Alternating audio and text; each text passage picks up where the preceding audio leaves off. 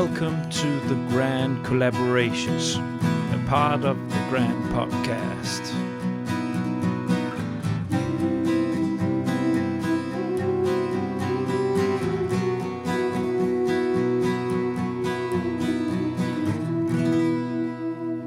My name is Niels Tudor Winter, and I'm the creator, editor, and host of The Grand. The Grand is now open for business, and I have therefore created the podcast category, The Grand Collaborations, where I will launch podcast collaborations with partners. This podcast episode is a collaboration between the RM Framework Project and The Grand.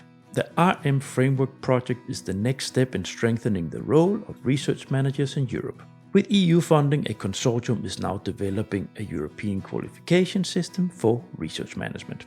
The goal is to standardize education and training programs and create a quality label that makes skills more comparable across countries, ultimately helping to professionalize and improve research management within the European research area. The Grand and RM Framework will over 15 episodes dig into the different parts of the project and follow the development over the 1.5 years that the project runs.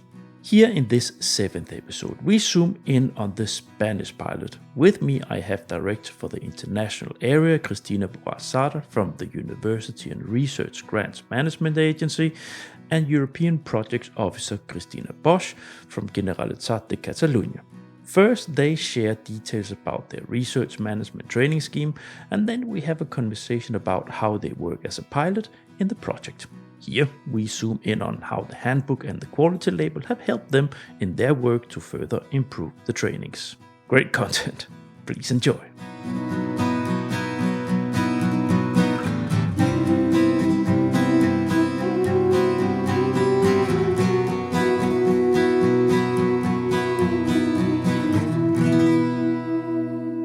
Welcome to the Grand, the EU funding podcast.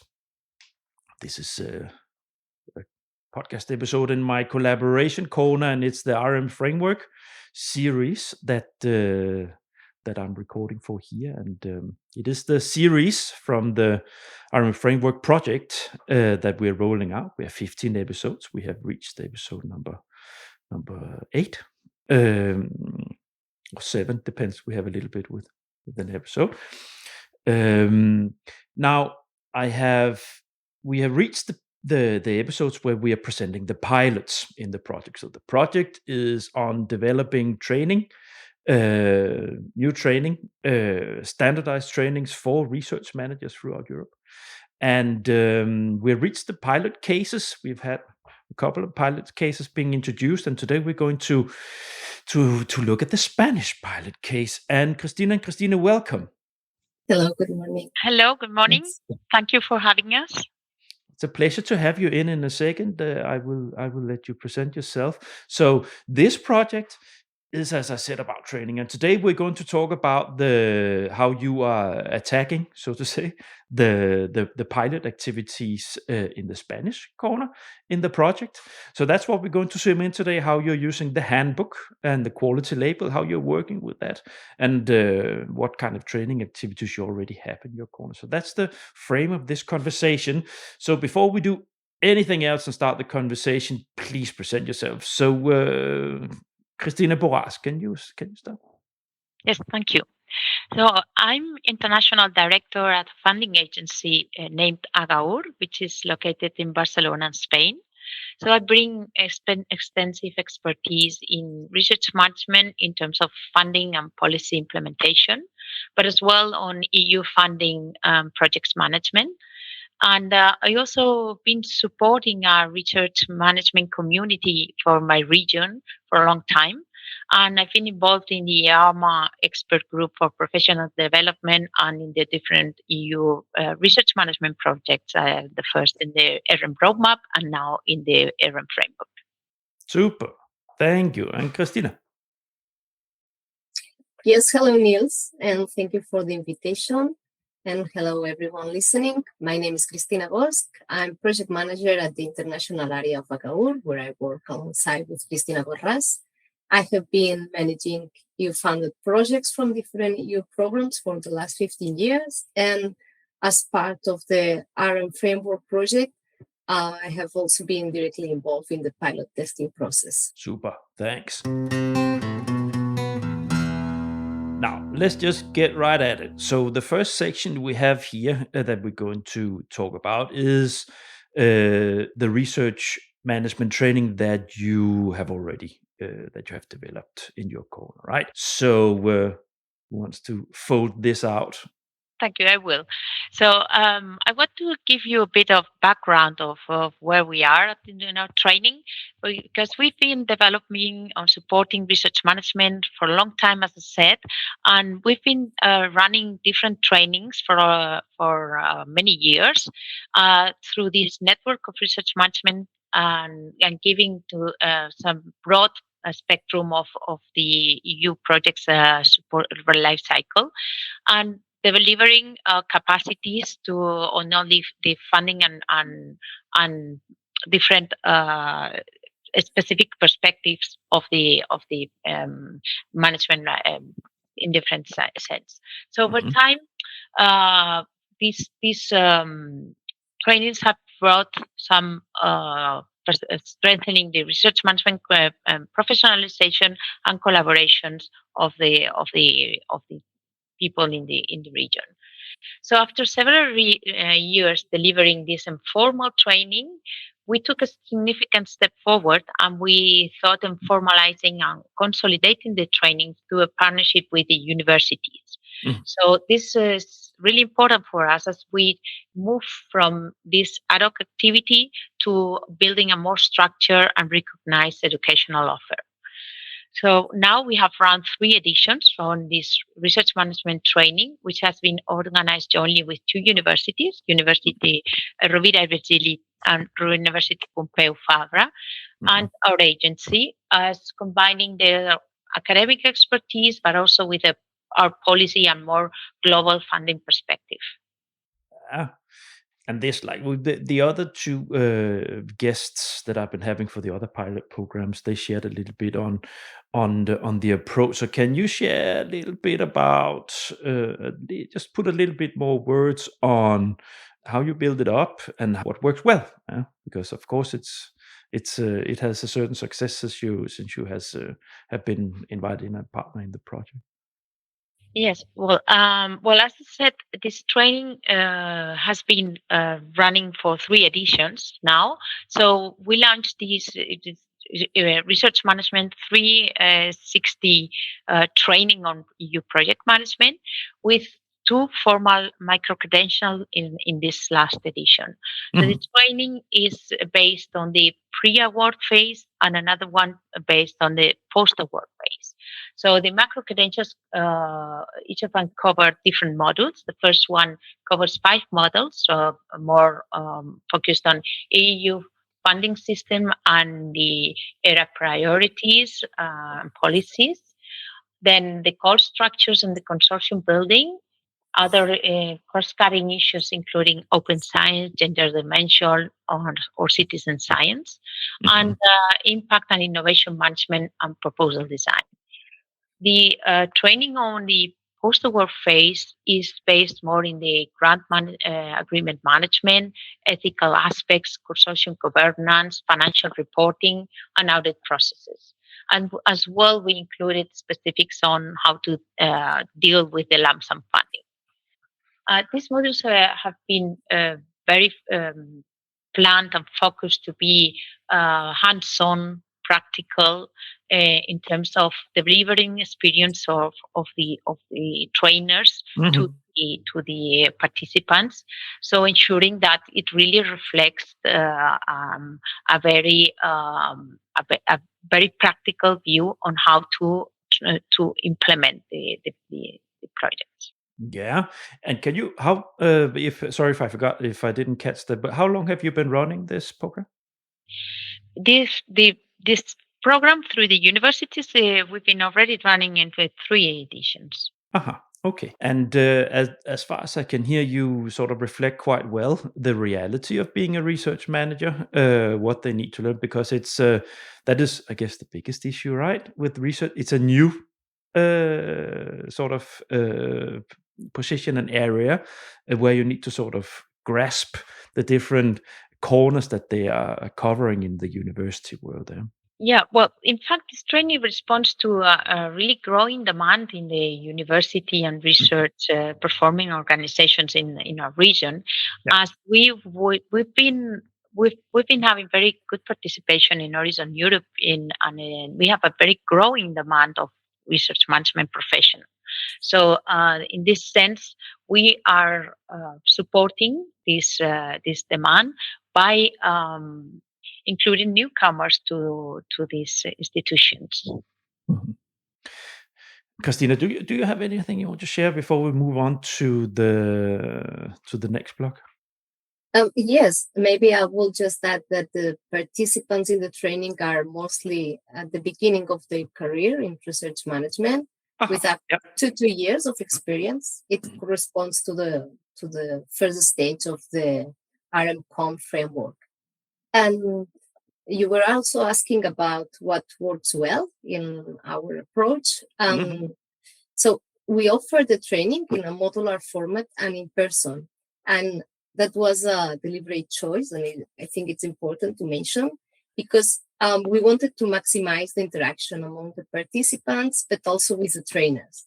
And face-to-face exchange makes the sessions more dynamic. People bring their own cases on the table, discussions go farther, and usually you get a level of engagement that it's harder to replicate online. And I think that participants really appreciate these dynamics of our training, and it also helps to build a professional network across the Catalan research institution. Mm-hmm. And maybe it's interesting to mention also that this year we have introduced something new. It is a pilot initiative consisting of a group mentoring component. And we had 3 voluntary online sessions of 1 hour each. The idea is to give participants a space to work through real professional challenges in concrete competencies areas. Mhm. And the session focus on the cognitive competencies. That is something harder sometimes to develop through the conventional instruction. I mean, things like problem solving, time management, and also there was a session about the AI tools in research management, especially interesting. Yeah. That's where the world goes, and that's the reality of research managers, right? This is what they're facing right now. So yeah, the groups are kept small, around 8 to 10 people. So it states genuine peer exchange and constructive peer support. Thanks. We need to talk a little bit how you're working in the project as a pilot, right? This is the goal of this episode, that people they get an idea how the project is contributing to this area. So let's move into the next block where we'll talk about the how you're working with the testing phase. So can you fold out for us, me and the listeners, how you have approached this pilot phase? Yes, sure. So the handbook has really been useful for us as a guiding tool for benchmarking or training Mhm. against the development process that the handbook offers, and the competency oriented dimension that the handbook brings out. In these terms, aligned with the RMcomp framework. Yeah, maybe I don't want to interrupt you. I'm just going to hold the listener in the hand here. So with the handbook, just to remind everybody, if you haven't heard the other episodes, the handbook is a handbook for trainers.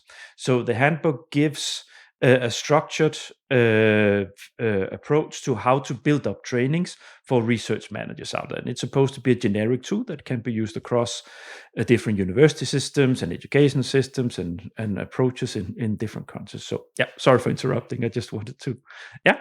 So yes, continue. Sorry.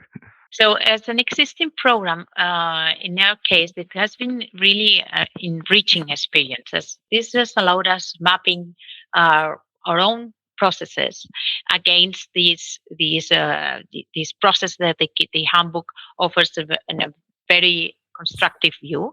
So, identifying some improvements and a guidance for some targeting the competences, as I said, from the RMcomp benchmark.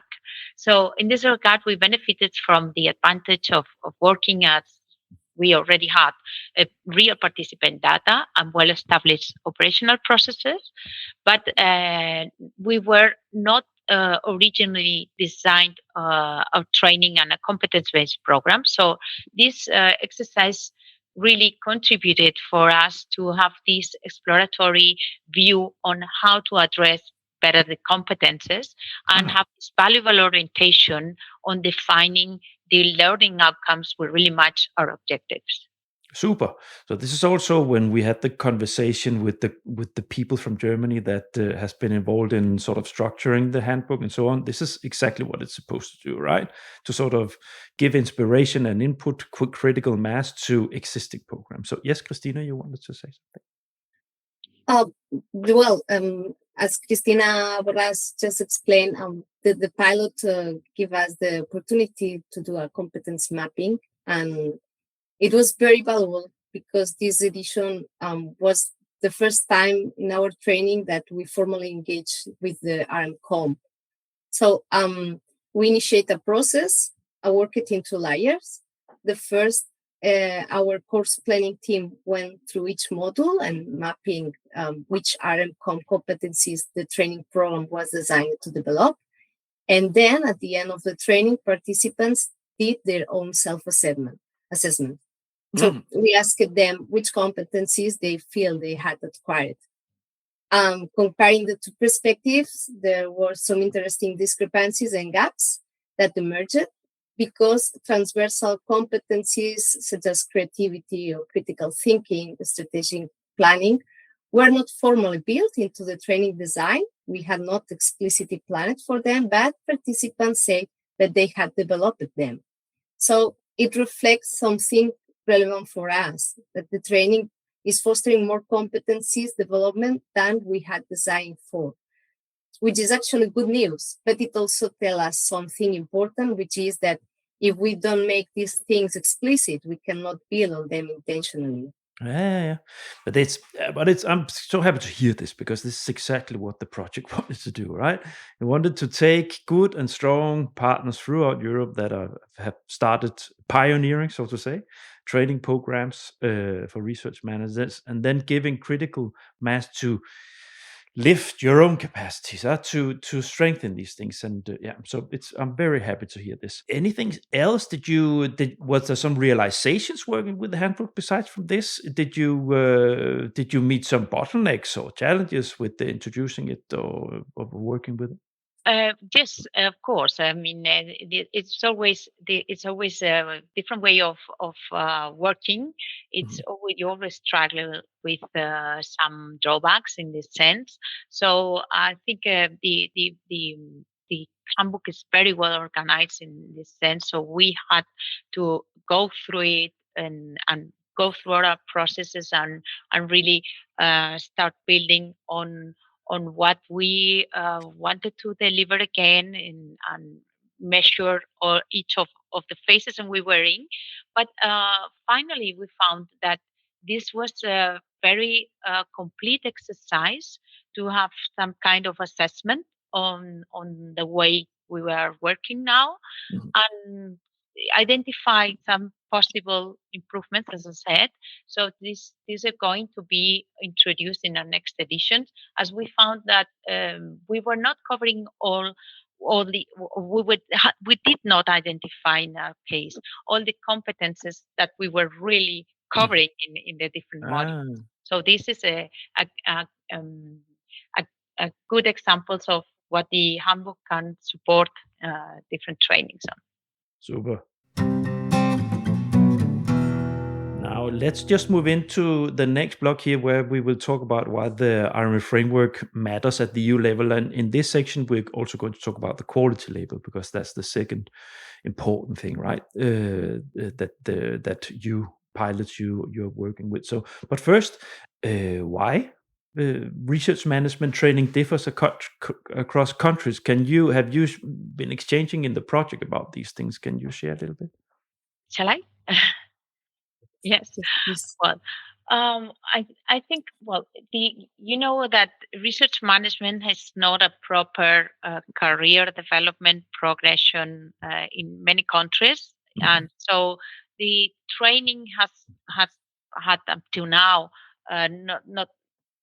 not having a standard. So in this sense, they're not um, very common identity for the different trainings. So if all research management have followed their own path, and they all identify individually which training was suitable for them. Many of them have been trained by their own institutions or by alternative external experts, but they don't have a proper career development support within their institutions. Mhm. So this is one of the issues that has have of these different spectrum of trainings across Europe. Yeah. Cristina, do you have something you want to say? Well, not maybe mention that. Well, for some organizations or institutions, they give a certification, but sometimes it just means that you finish the course, but there is no connection with the final competencies or verifiable outcomes. But there is an interest of changing this. And for example, within the project, we have organized so far 2 online events to present the handbook, and the next one will take place in June. And there we have seen that people from different organizations and institutions have been asking to be part of the pilot. So that tells us that that's the nice. sector, and so the sector knows that the gap is there and wants to do something about it.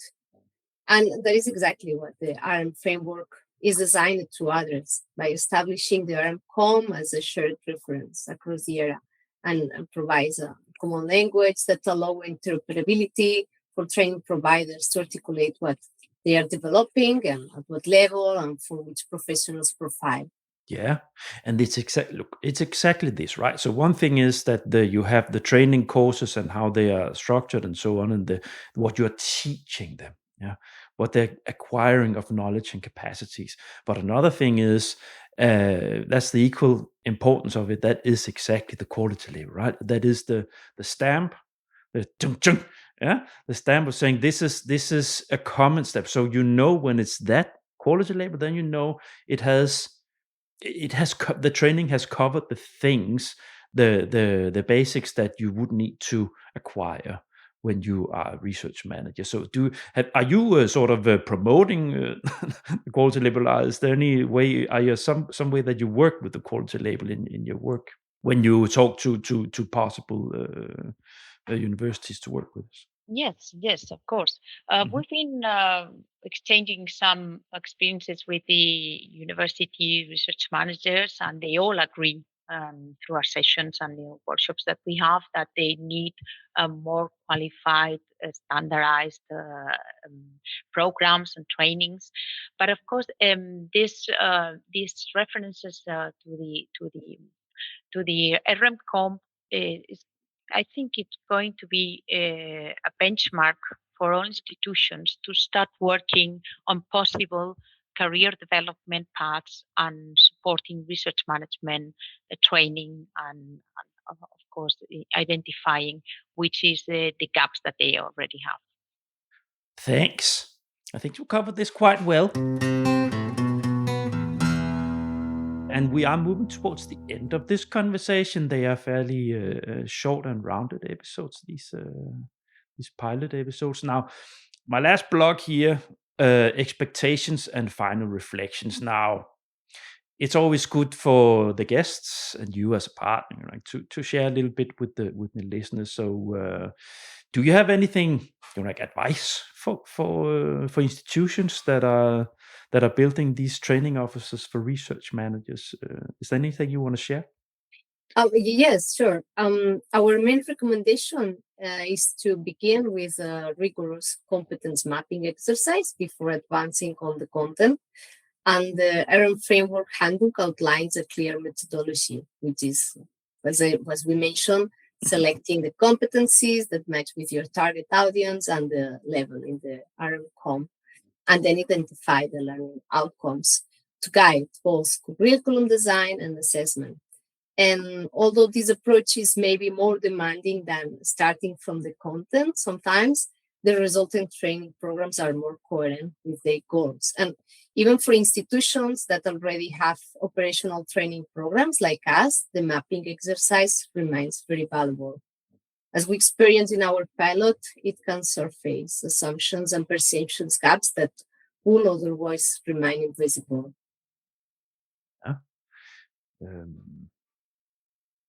Is there anything sorry, Cristina, go. Yeah. No, if I may add, so Sure. I think also the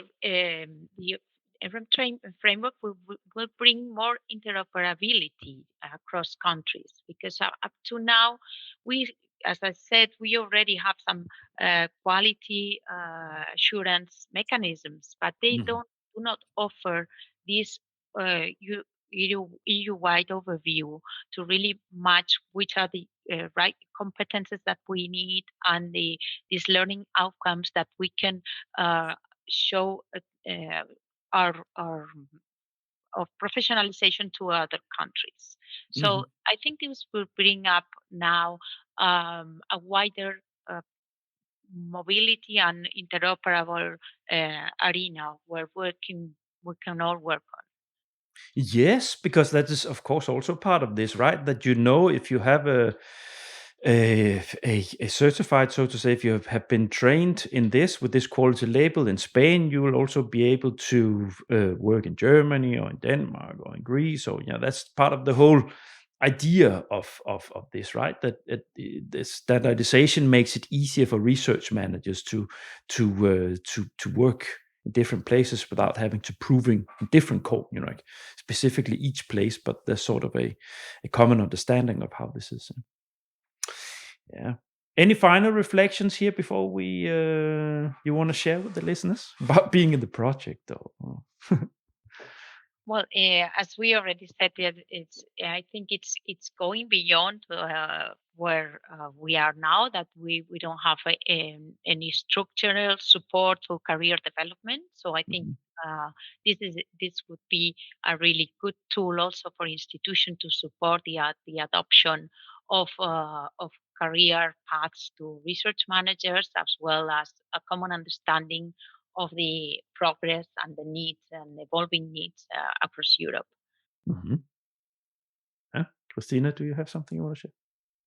Well, just to highlight that the profession of research management is evolving, and we need tools to adapt trainings to new expectations. So having a shared framework keeps pace with these matters. And in our case, it has been very useful exercise to move forward. And I'm sure that it will be the same for many others. Thanks. Now I'm just going to land the plane before we say goodbye to the listeners. So dear listeners, thank you so much for listening to the end. I hope that you enjoy listening to this open window into an actual running pilot case on working with research management training. There is a link in the episode notes where you listen to this in Spotify or Apple Podcast. In the episode note, there's a link, and you'll be directed to the website of this episode. And there are links into the world. So there's a link to the official research site. There's a link to these two kind ladies here, to their LinkedIn sites. And there's all the information you need to know on this site. There's also a resume of this episode. So that's that.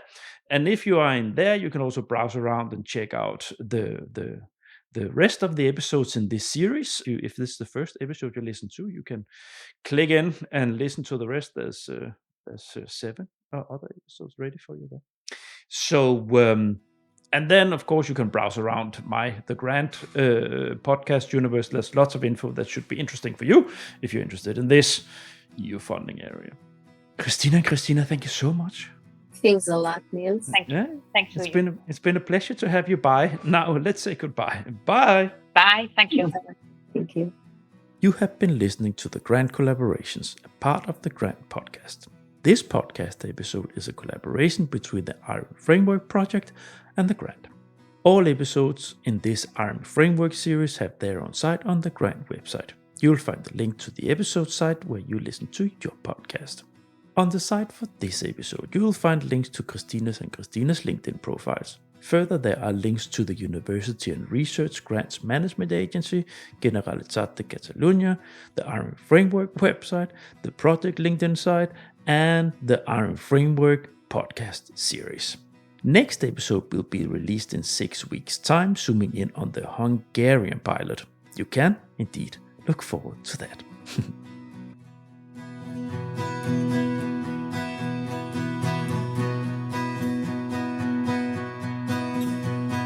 You have been listening to the Grand Collaborations, a part of the Grand Podcast.